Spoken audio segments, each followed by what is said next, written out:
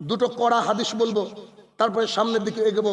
একটু একটু দেখেন, কারণ একজন দাঈ আল্লাহ যিনি দাওয়াতের কাজ করেন, তার দায়িত্ব হচ্ছে চলমান বিদাত, চলমান শিরক যা আগামী দিনে হচ্ছে হবে সেই বিষয়ে মানুষকে সতর্ক করে। কারণ যারা বেরেলি নিজের একটা মানহাজ বানিয়ে নিয়েছে, তিনি আমার ভাই। যারা নিজেকে হানাফি বলে, তিনি আমার ভাই। যারা নিজেকে বিভিন্ন তরিকার মনে করে, তিনি আমার ভাই, আমি তাদের ভাই। কেন? আমাদের সবারই মাবুদ কজন? একজন। আমাদের সবারই শিক্ষক মুহাম্মদ সাল্লাল্লাহু আলাইহি ওয়াসাল্লাম। আমাদের সবারই সিলেবাস কোরআন আর হাদিস। হ্যাঁ, কোন ভাই মাঝে মাঝে একটু ভুল বুঝে ফেলে, এতটুকু। কথা বুঝছেন না? ভুল বুঝে ফেলে এতটুকু। এবার হাদিস আসেন। আয়েশা রাদিয়াল্লাহু তাআলা আনহা বলেন, আমি রাসূলুল্লাহ সাল্লাল্লাহু আলাইহি ওয়াসাল্লামকে পূর্ণাঙ্গ মাস সিয়াম পালন করতে দেখেছি কেবলমাত্র রমাজানে। খুব ভালো করে হাদিস বুঝতে হবে। আয়েশা রাদিয়াল্লাহু তাআলা আনহা বলেন, আমি 12 মাসের মধ্যে পূর্ণাঙ্গ 1 মাস সিয়াম পালন করেছেন আল্লাহ রাসূল সাল্লাল্লাহু আলাইহি ওয়াসাল্লাম, তা দেখেছি কেবলমাত্র শুধুমাত্র রমাদান মাসে। রমাদানের পর সবচেয়ে বেশি যে মাসে তিনি সিয়াম পালন করেছেন তা হচ্ছে শাবান মাসে। হাদিস বুঝেন, তা হচ্ছে শাবান মাসে।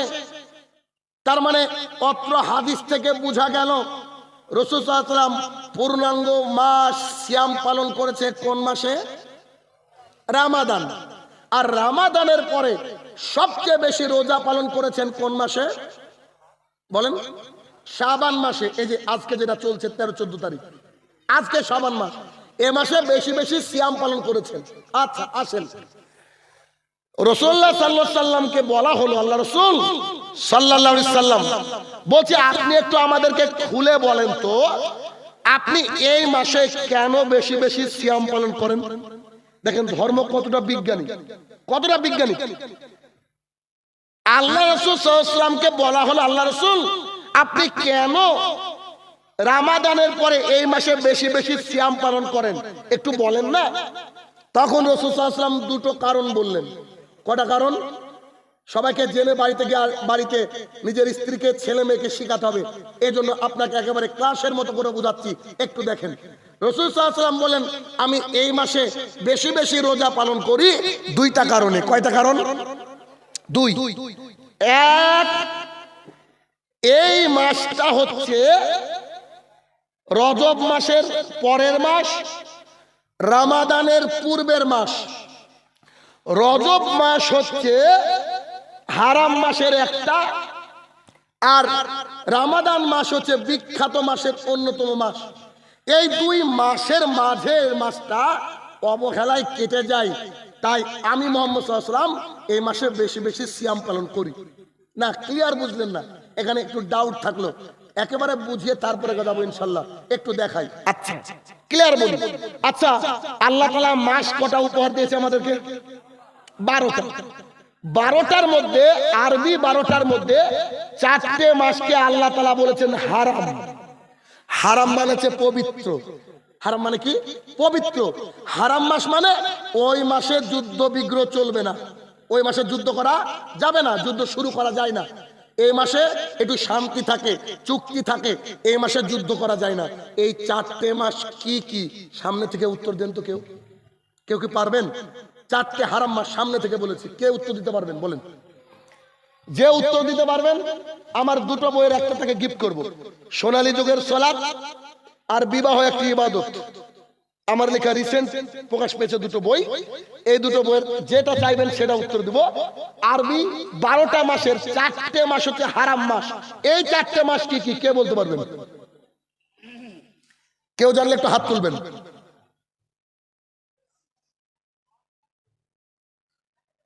কথা বুঝতে পেরেছেন? মানে বুঝতে পেরেছেন আমরা কত অসহায়? কথা কি আমার বুঝছেন আমি কি বলছি? মানে আমরা সব বুঝি আজকে কোন দলের সাথে কোন দল ক্রিকেট খেললো, হ্যাঁ, কোন খেলোয়াড় এর কটা বউ, কার বিবাহ হওয়ার আগে 3টি সন্তান, এগুলো সব জানি। বাট ইসলামের ব্যাপারে আমরা ফকির, মিসকিন। তাহলে আমার ফ্রি বইটা কেউ নিতে পারলেন না? না বই আমি দিব আপনাদেরকে ইনশাল্লাহ, টেনশন করিয়েন না, যে কোনো মূল্যে। আচ্ছা আমি বলে দিই, না না পারলে কি হবে, আমি তো আছি ইনশাল্লাহ আপনাকে শেখানোর জন্য।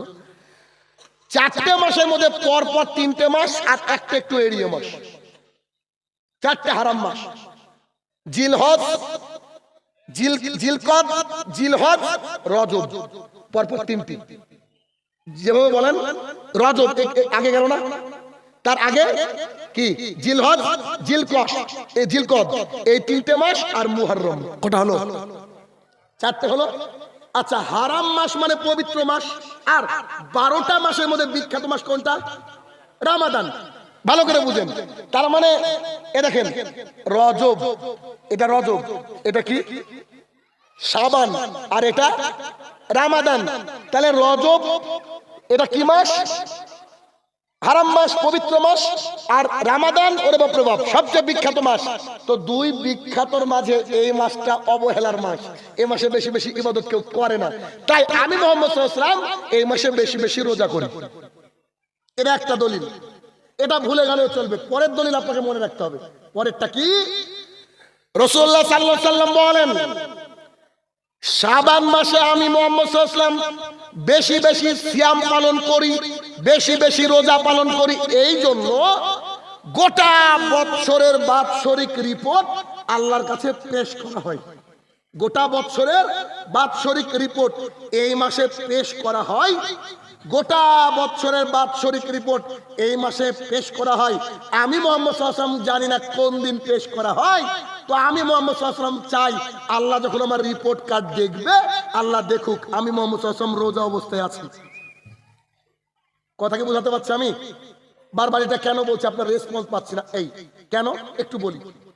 ধরেন আপনার বাড়িতে আমি দিন মজুরি খাটতে গিয়েছি, আমি আর এই যে আমাদের এই ভাই, আমরা দুই ভাই খাটতে গিয়েছি। আপনার বাড়ির কাজ প্রায় শেষ, প্রতিদিন 4টের সময় ছুটি, 4টের সময়। তো সেদিন আপনি বাড়িতে নাই, মালিক বাড়িতে না থাকলে কাজ তো বুঝছেন কেমনই হয়।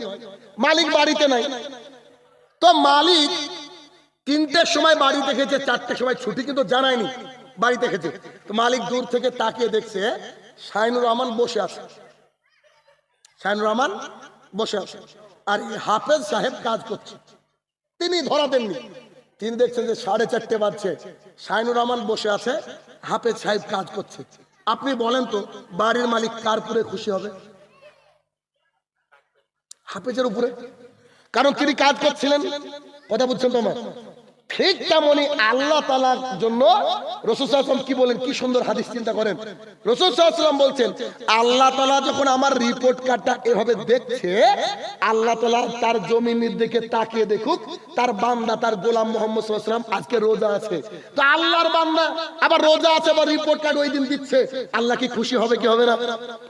আর আল্লাহ খুশি হলে আল্লাহ কি করবে? সমস্ত পাপকে ক্ষমা করে দিবে। এই জন্য তিনি এই মাসে বেশি বেশি কি করতেন? আচ্ছা এই হাদিস থেকে কি বুঝলেন? 15 শাবানের রোজা করতে হবে। রোজা কেমন করতে হবে? লাগাতার করতে হবে, বেশি বেশি করতে হবে। একটা হাদিস আসছে 1 থেকে 15 তারিখ পর্যন্ত করেন, আপত্তি নাই। যার কাজা আছে সে এ মাসে তুলে নিক, মা বোনদের মাসিকের কারণে কাজা হয়ে যায় তুলুক। আয়েশা রাদিয়াল্লাহু তাআলা বলছেন তিনি এই মাসে এমন করে রোজা করতেন, এমন ভাবে রোজা করতেন মনে হচ্ছে রমজানের সাথে মিলিয়ে দিবেন, এত বেশি সিয়াম পালন করতেন। এই মাসে বেশি বেশি সিয়াম পালন করতে হয় কেন? দুটো কারণ বলেছি। তার একটা কারণ কি? আল্লাহর কাছে রিপোর্ট পেশ করা হয়, তাই এই মাসে বেশি বেশি সিয়াম পালন করেন।